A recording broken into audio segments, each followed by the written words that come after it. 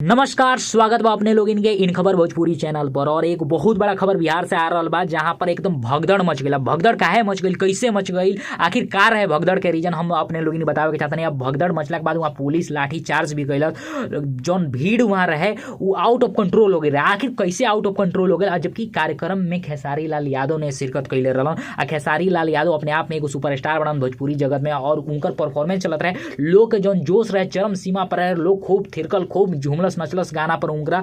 लेकिन बात तब बिगड़ गई जब वहाँ राजनीतिक भाषणबाजी या कुव्यवस्था के कोनो बात वैसन सामने आ गई, जौना से लोग काफी नाराज हो गए और कार्यक्रम के दौरान ही तोड़ फोड़ शुरू कर दस। जौन कुर्सी वहाँ कार्यक्रम के दौरान लागल रहे, सारा कुर्सी के मतलब लोग तोड़ल फोड़ल शुरू कर दस। वहाँ अफरा तफरी के माहौल बना दिलस। और अफरा तफरी माहौल के बीच जौन स्थानीय नेता लोग ला मंच बना रहे वो टूट गए, और भगदड़ पूरा तरह से एकदम मतलब हावी हो गई। मैंने कहा कहल जाओ कि पूरा तरह से वहाँ हर चीज़ डिस्टर्ब हो गई।